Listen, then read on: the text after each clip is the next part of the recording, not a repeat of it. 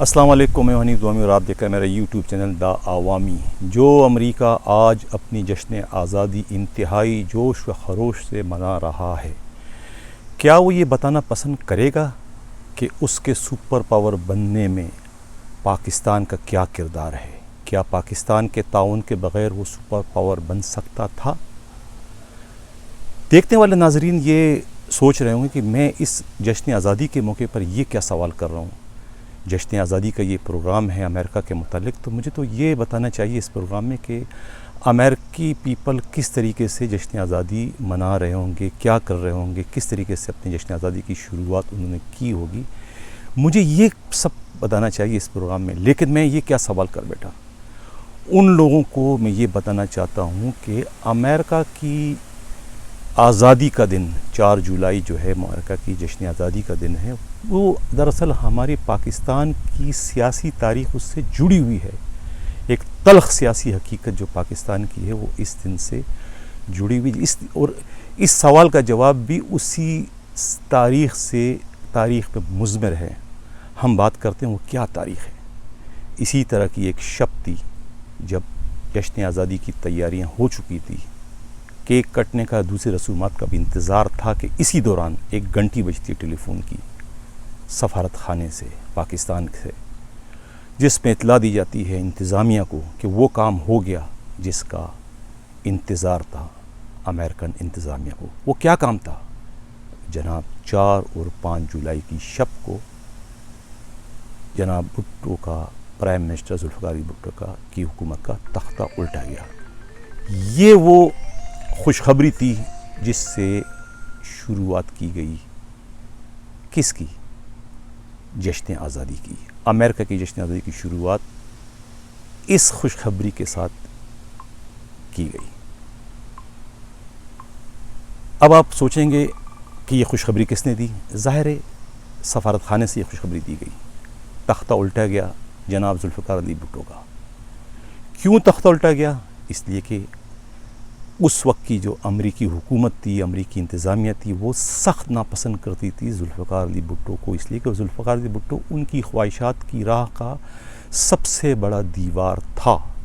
بھٹو کے ہوتے ہوئے وہ تمام کام جو امریکہ چاہ رہا تھا اس خطے میں وہ ناممکن تھے۔ اس لیے ان کے لیے بھٹو صاحب کا، ذوالفقار علی بھٹو کی حکومت کا خاتمہ ضروری تھا، اور اسی دن کا انتظار تھا انہیں، اور کام کرنے والوں نے انتخاب بھی 4 اور 5 جولائی کی شب کا کیا تاکہ ان کے آقا اس کے کام سے خوش ہو کے انہیں مزید انعامات دیں۔ یہ کام ہو گیا، ذوالفقار علی بھٹو کا تختہ الٹا گیا۔ یہ تلخ حقیقت جو ہے یہ امریکہ کی جشن آزادی سے جڑی ہوئی۔ جب بھی جشن آزادی کا ذکر ہوگا امریکہ کی انڈیپینڈنٹ ڈے کا، تو تاریخ میں اس واقعے کا ذکر ہوگا، اور یہ کوئی معمولی واقعہ نہیں ہے۔ یہ بارش کا وہ پہلا قطرہ ہے جس کے بعد امریکہ کی کامیابی کی شروعات ہو جاتی ہے۔ امریکہ کے سپر پاور بننے کے راستے ہموار ہو جاتے ہیں۔ بھٹو کے جانے کے بعد ہی رشیا کے خلاف ایک اسلامی انقلاب کے نام پر ایک جنگ چھڑ دی گئی۔ کیا اگر بھٹو صاحب ہوتے تو یہ ہوتا؟ بالکل بھی نہیں ہوتا، کبھی بھی نہیں ہوتا۔ رشیا کے ٹکڑے نہیں ہوتے، اور نہ ہی امریکہ جو ہے وہ دنیا کا سپر پاور بنتا، یا دنیا پر اس کی بلا شرکت غیر حکمرانی قائم ہوتی اگر بھٹو زندہ ہوتے۔ اس لیے بھٹو کو ہٹانا، ان کی حکومت کا تختہ الٹنا امریکہ کے لیے بہت ضروری تھا۔ اسی لیے جشن آزادی والے شب پر ہی یہ پاکستانی حکومت پر، بھٹو کی حکومت پر شب خون مارنے کا پروگرام بنایا گیا تھا۔ اس لیے میں نے یہ سوال اٹھایا ہے امریکی انتظامیہ سے کہ کیا امریکہ کا سپر پاور بننا ممکن تھا؟ میرے خیال میں بالکل بھی نہیں تھا اگر بھٹو صاحب زندہ ہوتے۔ ذوالفقار علی بھٹو پاکستان کے ایک کامیاب ترین وزیر اعظم تھے۔ اس طرح کا وزیر اعظم آج تک پاکستان کو نصیب نہیں ہوا۔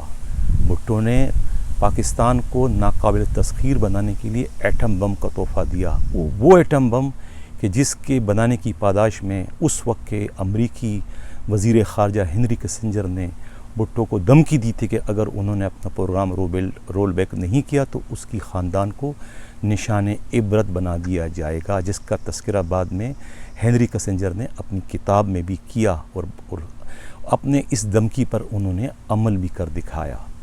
اس لیے اس تاریخ کا ذکر کرنا امریکہ کے جشن آزادی کے موقع پر بہت ضروری تھا، تاکہ لوگوں کو معلوم ہو سکے کہ یہ جو امریکہ آج دنیا کا بلا شرکت غیر حاکم بنا ہوا ہے، اس حکمرانی میں پاکستان کا بہت بڑا کردار ہے۔ اگر پاکستان وہ سب کچھ نہیں کرتا تو آج امریکہ دنیا کا نہ تو سپر پاور ہوتا اور نہ ہی دنیا کے بہت سارے ممالک تباہ ہوتے، جس طریقے سے عراق ہوا، افغانستان ہوا، یہ ملک برباد ہونے سے بچ جاتے اگر امریکہ سپر پاور نہ ہوتا۔ اسی پروگرام کے توسط سے میں دعا گو ہوں کہ امریکہ جس طریقے سے اپنی آزادی کو اتنے جوش و جذبے کے ساتھ منا رہا ہے، وہ دوسروں کو بھی یہ حق ضرور دے گا، دوسرے ممالک میں اپنی مداخلت نہیں کرے گا، دوسروں کو بھی جی اور جینو دی کی پالیسی پر زندہ رہنے کا موقع دے گا۔